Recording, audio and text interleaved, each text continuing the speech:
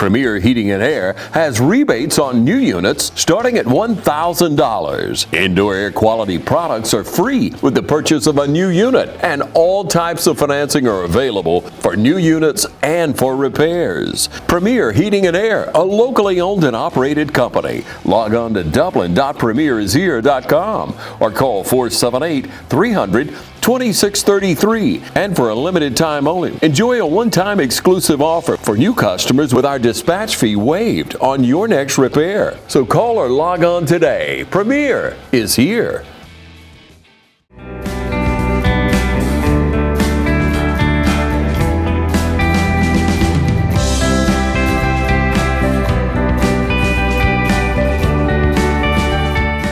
Hello everyone, we welcome into the studios today Crystal Bailey. Many of you will recognize Crystal through the years. She has been a vital part of our community. She and her husband Bill have two children, right? Yes, Olivia and Luke. And Luke, yeah, catch us up on them. Yeah. How are they doing? Yeah, they're great. Olivia, she got married last June, so she's almost married a year now. Graduate from nursing school in 2 weeks, so doing great. Our son is in college in Brunswick, so he's 20, so doing good and growing up. Yeah, it happens, doesn't it? That's yeah. right. Yeah. So throughout life and the last, couple of decades almost now, you have served with Townsend Brothers. That's correct. You have been a part of that team. You started how many years ago? May will be 16 years. Yeah. Wow. So, yeah. I never put myself in the funeral business, but I wouldn't change anything. It's my heart. It's a ministry for me. Yeah. So. Yeah, I just have the greatest impression when I go in to visit you all. And obviously I don't visit when you have a family, have a service or whatever, so it's a downtime, so to speak, kind of. And you all you have the best attitudes, you're laughing, you live in life and enjoying every moment of it. You're fun to be around. Okay. It's a good group of caring people at Townsend. We have a very close-knit work group, majority being family, but of course now we've had a lot of retirees and some that have gone on to be with the Lord, but still our Mike and Deborah and Jim, part of the Townsend family, and they still value family a lot. So, that's why we don't have a large turnover as far as employees. Everybody kind of gets there and stays, Everybody there, this is a passion for them. It's their livelihood, but it's also a passion. And so we all just get along. Yeah. And of course, you have to have some humor in our line of work, or you got to keep it somewhat lively to, because you deal with so much grief. So. Yeah, I know. And they're different faces for some of the community. Now I know them, but reflect on who all you have. Yes, so Mike and Deborah Vestal. So Deborah was Townsend, of course. They're still there, and then Jim Townsend is still there. And then we have our new chief. He's sort of over our operations, and that's Kenny Jones. So he's been with us now, I think almost 5 years. And then his brother Jeff Jones, he's been with us I think he's like 17 or 18 years now. So he's been there a good while. And then myself. And we have now Jimmy Stevens. He came to work with us almost a year now. So he came to work with us after Flex still closed, actually. And he's just been a big asset with his vibrant personality, and then Jody Pittman, she helps me in the office, so she's been a big asset too. So then we also have Alec Cook. He is from Cochran, but he's been working with us now a little over 5 years. So good team. Yeah, it sure is. And like I said, there's plenty of life there. And you think about the love of family and the way that Jim and the way that Deborah and Mike are, and they serve and they do so many things. You know it, but most people don't know all the things they do behind the scenes for families, for the community, for churches and people. They do. They're always very willing to step up and help, contribute to things that are close to their heart, missions and, things with children and a lot of the community things that they do for outreach for the churches and stuff. And so they're very involved in that, and I see a big impact that they make on other people just by, the words of people that when they come in, they'll just say, they've been there for my family for so long, and that's rewarding for me to be a part of a tradition and a stable of a staple in the community. Yeah. You know, I can think back to my grandparents passed when I was very young, and going to Townsend, and just the feeling of people caring and, you know, being there for you, and your family goes back to that and goes back to that because it's a family caring for a family. It's what That's it right. is. And as we grow, and you know, I've gotten older, I've seen how compassionate and humble Deborah and Mike and Jim too are, and just it's the persona that you can appreciate for sure. So you went to work 16 years ago now, and you started out and, you know, learning, and here you go, and my time has flown, but you've assumed a lot more responsibility over time. That's correct. I started out part-time, or that was what I was hired for, part-time. That lasted about a couple months. And then I just started kind of filling different roles. I didn't put myself in a lot of the positions that I have stepped into, but it's been, every one of them's been rewarding in its own, you know. I do all the insurance to help our families with insurance. I help maintain our website and all the printing, you know, all the printing programs and everything else that needs to be done. Help type obituaries. I do hair, makeup, you know, those kind of things that need to be done. And so pretty much all aspects, you know, that I need to do. I'll fill in, sing a song if I need to every now and then too. So whatever they need. You know, that's where I fill in that void and try to step up and help in those roles. Yeah, that's precious. Now, you have beautiful voices. Thank you. You've always loved to sing. Yeah. Now, you've always loved worship and That's right. praise, and you love the Lord, and it comes across when you sing, and that's Well, good. I love doing that, and I love being able to just work with the families. They're my heart. I mean, every family, I just try to, wish I could fix their broken hearts, but I can't, you know. And so the little things that I can do, the details, that's what, every little detail is important, because that's, you know, they only have that one time to really make it happen for their loved one, and I just want to make sure it's all that they want it to be. Yeah. You know, you say you want to fix it, but you do help mend. You all help mend that heart. Yes. I found that after 16 years almost in the business, I felt like, you know, I saw such a need for more aftercare. And my heart became where, what can I do more for these families after the funeral? Because, you know, I didn't want to lose those relationships with them and only see them when the next person passes away.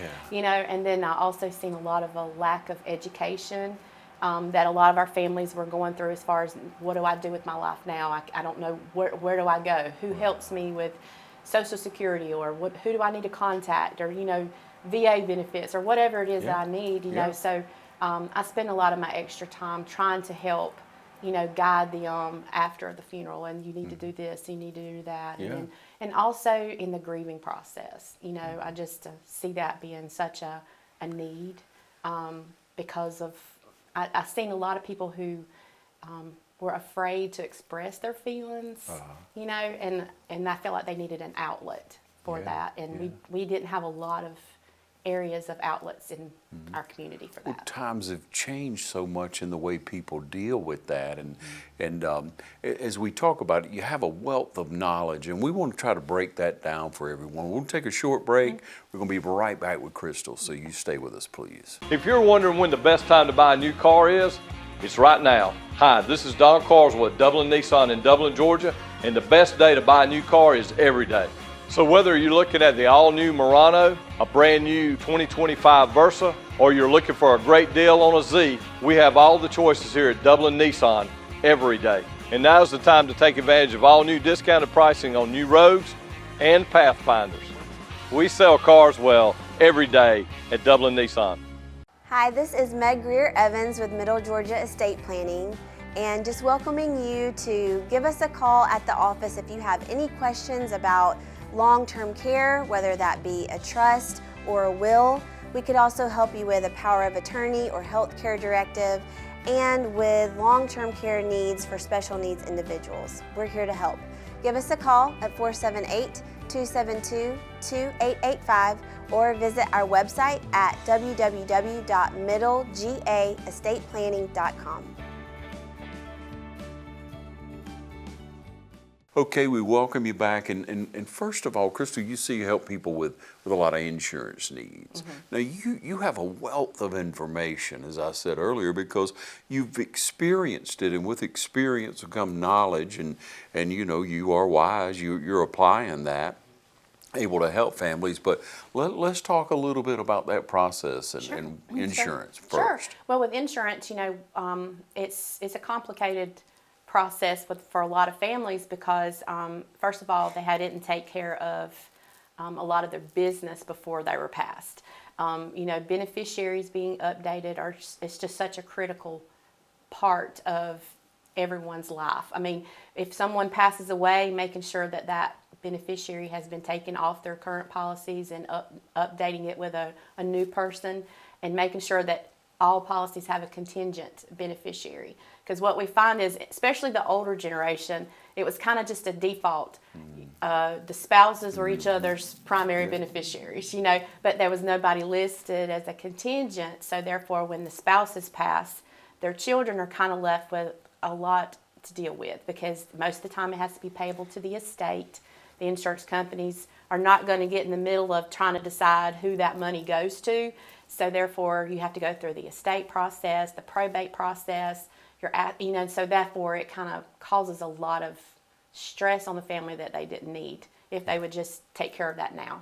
And so that's why I try to educate them right from the beginning. If I'm helping a family file insurance for that loved one, I'm like, okay, now's the time. Let's update our beneficiaries for you. And so that's an important process. But that's something that people can go ahead and do now to make sure, hey, just call them and say, who is my beneficiary? And get that straight right away. And don't assume you know who it is, because it may not be. Right, that's great So, advice. yeah, definitely. And then moving on forward, when a person comes in and they've lost their spouse, lost a loved one, what are some things that you see that people really should address? Well, you know, I think a lot of people, the most stressful thing I think that a lot of people deal with when someone has passed away is an obituary. I know that sounds like trying to remember all the things that someone has done. You know, that seems like they feel like they're having to summarize someone's life that they've loved for a long time in a few sentences, and that's not necessarily the case. But I can see such a relief on a lot of our families' faces when they come in and mom's already gone down to the funeral home and they've already kind of wrote it all out. They've got sort of a plan in place because they pre-planned everything. Or they at least have, I graduated here, I was a member of this. You know, they kind of have a little breakdown because unfortunately, most of the time the kids have no clue. You know, they're like, I'm not really sure, you know, what she's a member of or what, you know, she's a part of. So that seems to be but the other problem would probably be finances. You know, just making sure that that's the most stressful thing, is going ahead and making sure that y'all have a plan in place for how you're going to pay for your passing. I mean, it's not getting any cheaper. And, you know, a lot of people don't plan for that. And so that causes a lot of stress for people if they don't have life insurance, or they don't have, you know, the money in the bank or a CD or a burial account or a pre-need policy. Then that automatically is the first thing most of the family comes in with, and their number one stressful is, I don't know how we're going to pay for this. What do we, you know, they can't make any decisions until they figure out the finances. And so that kind of adds an extra level of stress, you know. And then they can't do what they really want to honor their loved one's life because they're worried about the money, you know. So I think that's probably the main thing they worry about. And so there are ways to get around that. I mean, there are ways to plan ahead on that. Correct. Are there not? Insurance. You can, if you have insurance, that's great, because what your funeral home will do, most of them will take an assignment of benefits, which pays for the funeral. That's the insurance company will send a check to the funeral home for your bill, and then they'll mail the beneficiary the difference or whatever, and takes that step out of, you know, them having to worry about it. You can pre-plan a funeral with you know, anyone at the funeral home that is qualified, and have it on file. You don't have to prepay, but you can pre-plan. But you can also prepay. Okay, right. So there's so different levels. Right.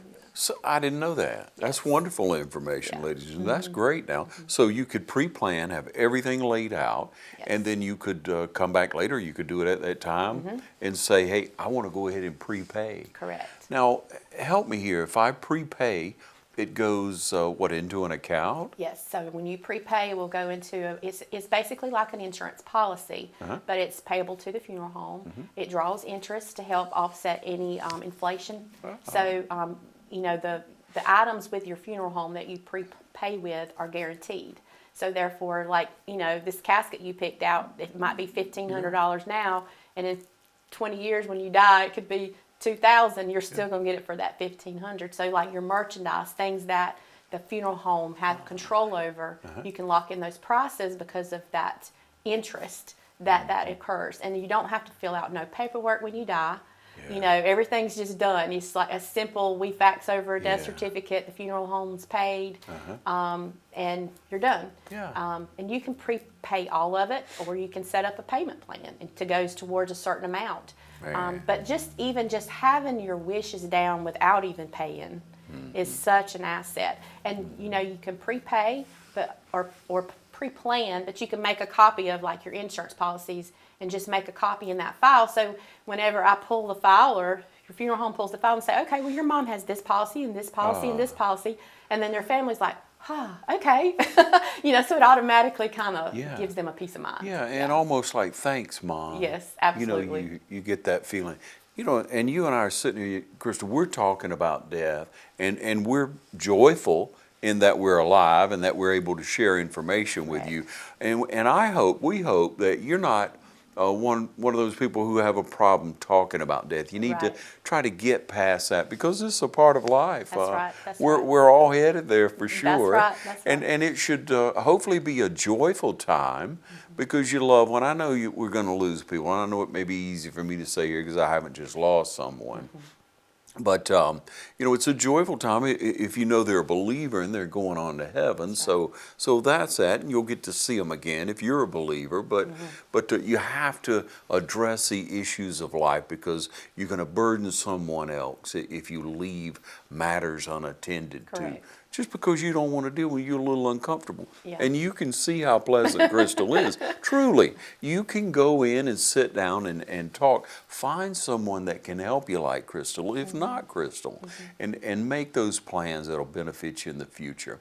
Let's talk a little bit more now. I'm sure there are some situations where people come in and the loved one took care of everything. Let's talk a little bit about that, or they took care of it, or they don't know everything that went on. How do you make sure you've got all that information together, and what would you advise? If they don't have it together, is that what you're saying? Yeah. Well, you know, once the family comes in and if they have everything together, it's cut and dry. You know, you've got it. But if you don't, you know, we will sit down and guide you through that process. And I think it's going through it step by step. What we find a lot of people don't know is just basic statistical information for like the death certificate. You know, that kind of information, as far as what they require us to put in for that death certificate, is information that sometimes they're like, I don't remember my grandmother's maiden name, or, you know, little details like that. And then it's just making the final arrangements as far as obituaries, picking a selection of, you know, your merchandise, what you want to do, and whether it's important that you have the conversation of whether or not you want a traditional funeral or a cremation, and what you want done. If you are cremated, what do you want done with your ashes? I see that a lot, because cremation is actually really on the rise right now, and it's just because of the flexibility of it and the cost effectiveness. But a lot of people don't know what to do. I don't know what Mama wanted, or I don't know what Dad really wanted. And so having those tough conversations now, just in, you know, little details, kind of helps make that whole process easier for your family. And I think that's what I find the most critical, is just really communication of what you want. You know, and it helps them when they're making that decision to know, this is what Mama wanted, or I don't want to cremate her if she don't want to be cremated. You know? But sometimes finances don't leave you any choice, and they feel guilty. So, but you know, I think that whether you want a church service or a graveside service, or little details like Yeah, that. just ask the questions, try to get the conversation, Correct. or come see you, and you'll Yes. navigate through it, won't That's you? right. We'll take it step by step, Mm-hmm. and walk you through it every step of it. Especially if you're with the VA or you're a veteran, making sure if you want to be in a veteran cemetery, Mm-hmm. those details, things like that. A lot of people don't think about. Yeah, yeah. And it's so good to plan ahead, Yeah, for sure. definitely. All right, step away. We'll be right back. You stay with us. I believe it was a divine calling. So ever since I was a little girl, I think it was in me to have the compassion and the heart for it. For me, it's an opportunity to express love and care for someone, and that is returned in multitudes. I just think it's the best job in the whole world. Whenever you're going home, you feel like you help someone throughout the day. You really do mean something to your clients. You get to go in and give them the best version of yourself, the love and the joy that you have, the passion in your heart, and share that with them every day. It's probably the most rewarding career there is.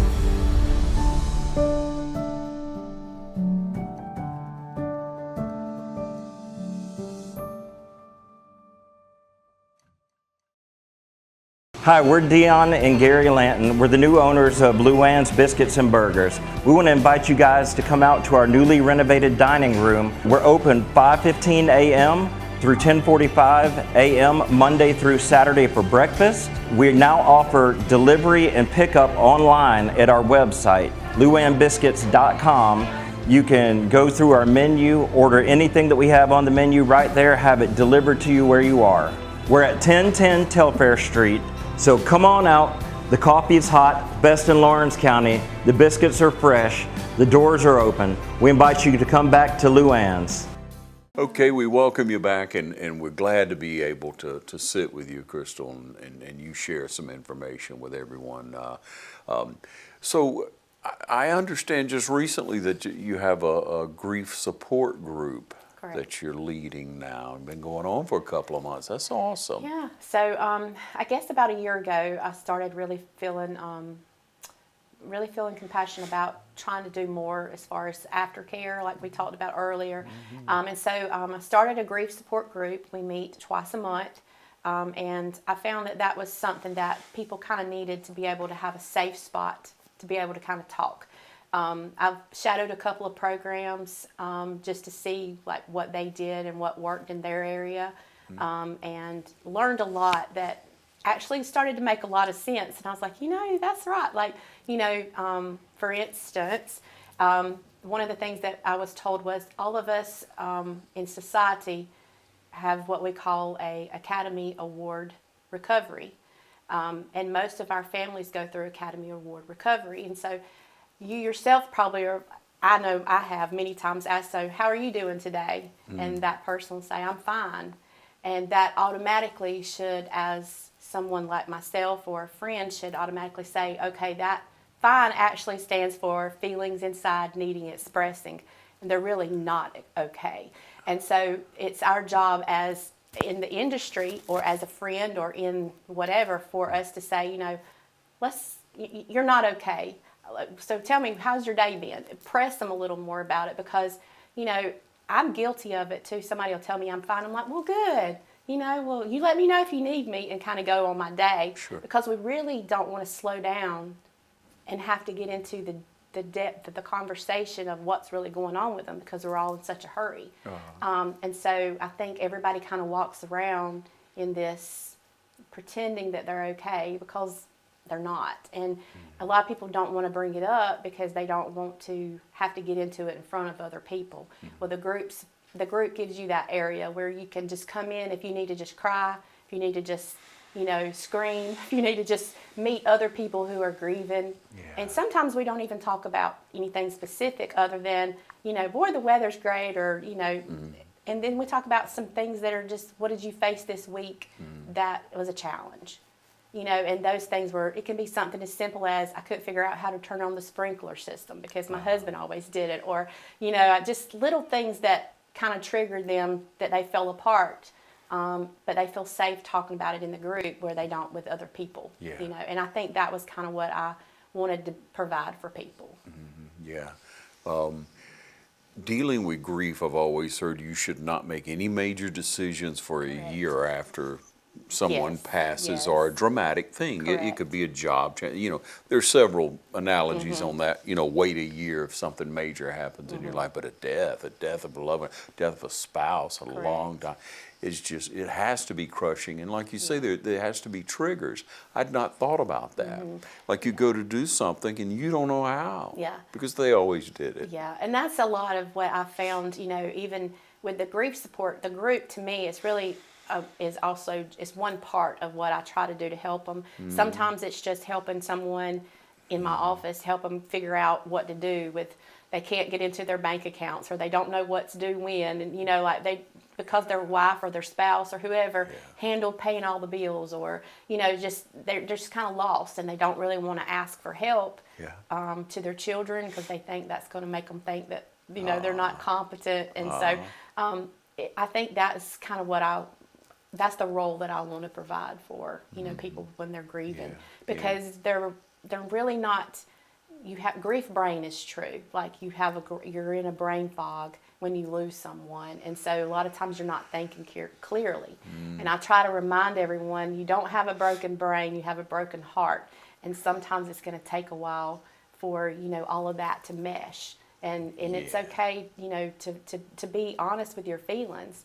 And the main thing that I really talk about that is just been a huge asset for a lot of our families is journaling. And we do a lot on journaling.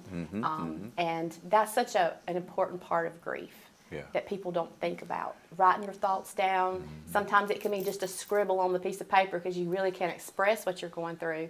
But the great thing about journaling is next year this time you can look back and see how far God's brought you, because you can see, you know, and memories. People say are always worried about they're going to forget certain memories or things that happened. And I try to tell everyone in my group, you know, hey, write those things down. You know, that way it may not mean nothing to you now, but your family, your children that will read this one day are going to still remember the legacy of you and your spouse. And so that's important for them. Man, yeah, that's strong. Journaling is great for what God's doing in your life. But man, if you're going through a tough time like that, how healing that would be to put your thoughts and feelings on paper. It's important for them. Just moving into everyday life is hard. You know, I have one lady that, you know, she said she couldn't eat because she felt guilty for eating, because she's like, you know, my husband can't eat and I feel guilty because I'm eating, you know, and I'm like, you can't do that. But, you know, and so we started talking about that because it's little things. I can't go to Walmart because that was our favorite place to go. It's little triggers like that in their life, but every one of them is significant and important and not silly. And that's what you have to tell them. Everybody grieves differently. There's not a certain, you know, cut and paste pattern for it. And it's okay to feel the way you did. It's okay to be angry. It's okay to be sad. You know, those feelings are all valid. But the most important is to be honest with your feelings. If somebody asks you how you're feeling, just be honest. Say, I'm having a horrible day today. You know, I need you to pray for me. And then as a friend, go ahead and pray right then, you know. That's important. Strong. That's strong. It is, Crystal. Hey, so there's a lot of differences in losing a spouse and then maybe a child, a daughter losing her father, something like that, you know, a hero to them. And they need to go through the grieving process. They need to have someone to talk to and to better understand how to grieve, don't they? They do. And there's a lot of resources available for people. It's just a matter of people have to be willing to accept help. And I think that's kind of what I find is they have to be able to say, I need help, and accept it willingly. And I think, honestly, we also need to do a better job as churches and a community to step up and make sure that we're checking on our people. You know, make sure, because that week of the funeral we do a great job bringing the casseroles and the fried chicken, but it's a couple weeks after where I see the phone calls start coming to me and the meltdowns and, you know, the loneliness when everybody else goes back to their normal life. You know, that's when we need to step up as Christians and brothers and sisters in Christ and say, you know, I need to do a better job of being a friend afterwards. You know, and I think that would help alleviate some of the stress that some of our people go through It's just feeling like they can still call on somebody after it and not be all just sad. Come on, let's go to dinner. You know, just take them out, get them out and take them some groceries. You know, just, hey, here's you some. I know you probably don't feel like going to the grocery store. Here's some extras. You know, just little things like that, I think makes a big difference. Yeah, you know it does, Crystal. You see it, you live it. I mean, you have to apply yourself, and you're a very caring person. You're very trustworthy. You've proven that over time. So, you know, you want to help our community, and so the support group. Now, how do they get in touch with you if they're looking for Well, your they can support? call us. Call me at the funeral home for sure. We also have have it posted on our Facebook page, and they can call anytime. We do it twice a month. Usually the dates are all posted on there, and we're happy to have it. We have it at Widow's Oil Ministry on Stonewall. She graciously allows me to have there, and that's been a big help. So I had a lot of trouble finding a place that would allow me to have it, not being in the funeral home, because you didn't want that to be a trigger for people, you know. And I don't want it to be just a Townsend funeral home, you know, support group. It's for anybody in the community, no matter what funeral home or what denomination, you know, or anything. So it's for anybody. Come on, come on. That's right. Yeah. But the beautiful part about that now is I know that Mike supports you. You have a little meal there and what have you, and he. Yes, Mike pours into my ministry. He's supported me 100%. He helps. We do have a light meal that we provide, and he helps pay for that. I have some other people that donate towards that, but he, you know, he's been a big asset and encouraged me because he knows that it was such a passion for me that I wanted to do, and so he's definitely been a big asset. and such a need. And so look on the Facebook or call the home and chat with Crystal or whomever and find out what's going on there. Don't try to do it all by yourself. Even if you have a great support system, you may need a little bit more. You may need to speak to somebody who's been through or going through what you're going through at the time. Right. Yeah. Sometimes it's just needing to meet a friend who's going through grief. I mean, you know, just that's what's been interesting about being at the group is just some that are meeting each other, that it's been interesting to let them communicate even outside. Yeah. How do you mark that anniversary of a death, or what do you do for someone to not to let that date just be forgotten? Because you know they're thinking about it. You know they're thinking this Sunday coming up or whatever day it is. That's you know, and they're starting to feel that way ahead of time. But right around that date, you know that's a big time. Yeah, anniversaries are tough. I always tell everybody, you know, don't let a date define your happiness. First of all, you're already admitting defeat that day. You're letting the devil go ahead and defeat. You need to focus on what is positive. Go ahead and let that say, you know, do something happy that day. Don't just reflect on just the negative part of the death. You know, celebrate it with something that is positive. You know, go out to eat. You know, just try to pour yourself into something positive and not just say, today's the day I'm going to be sad. Today's the day that I'm going to fall apart. You know, go ahead and say, you know what, today I'm going to reflect on something positive or a very happy memory of that loved one, and not just the sad part of them passing.